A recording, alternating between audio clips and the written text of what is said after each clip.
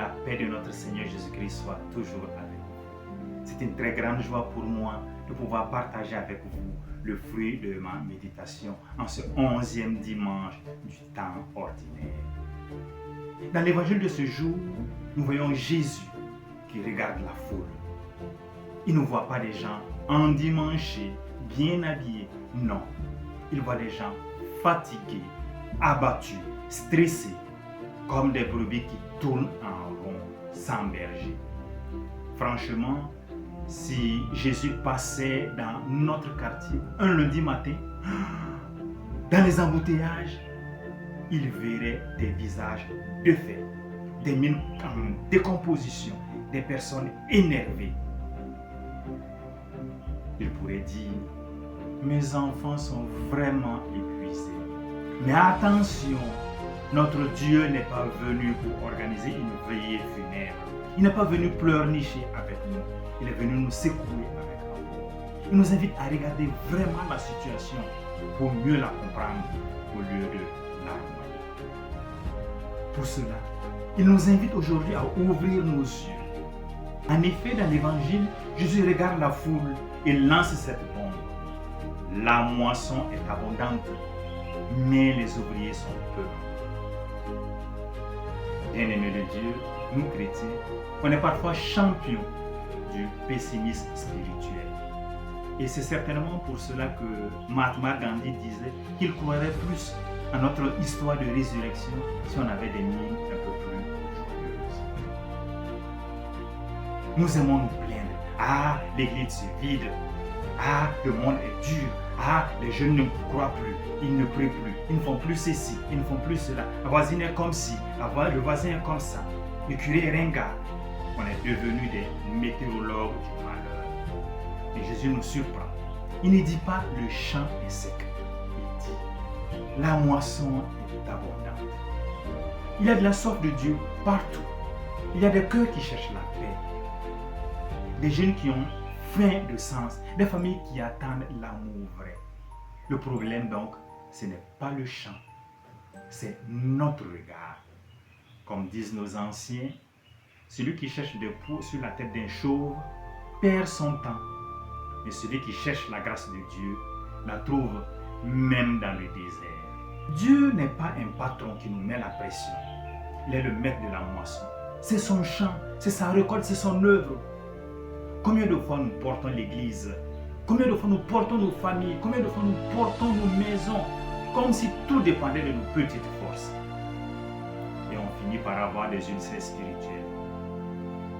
Un proverbe de chez nous dit bien, ce n'est pas en tirant sur les feuilles de maïs que le maïs va pousser vite. Non, le maïs poussera à son rythme.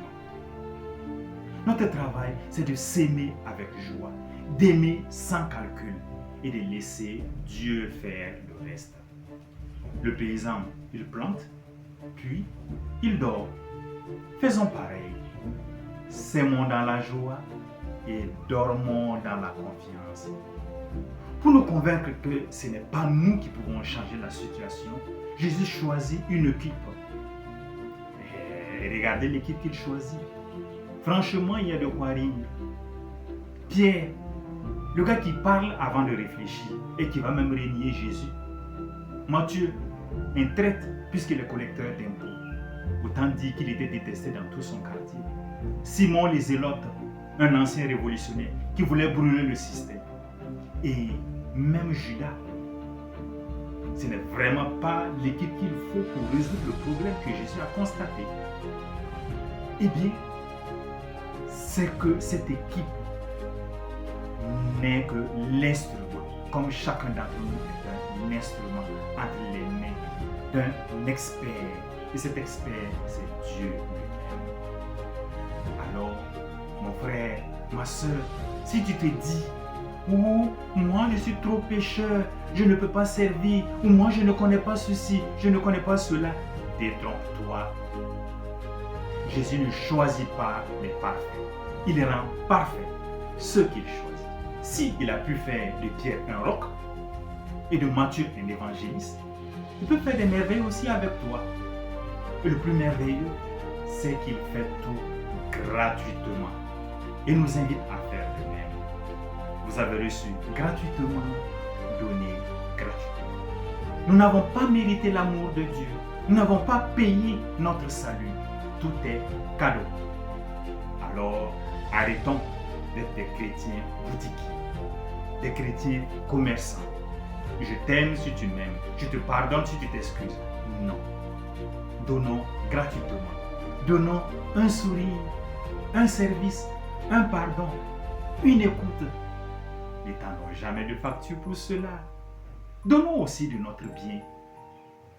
C'est l'effort que nous sommes appelés à faire cette semaine pour participer à la mission que Jésus confie à son Église. Si nous ne pouvons pas prêcher, nous pouvons prier pour les prédicateurs. Si nous ne pouvons pas partager, nous pouvons prier pour ceux qui partagent. Que Dieu nous donne cette grâce. Mon frère, ma soeur, si cette vidéo vous a plu, likez-la, partagez-la et laissez un commentaire. Que Dieu vous bénisse.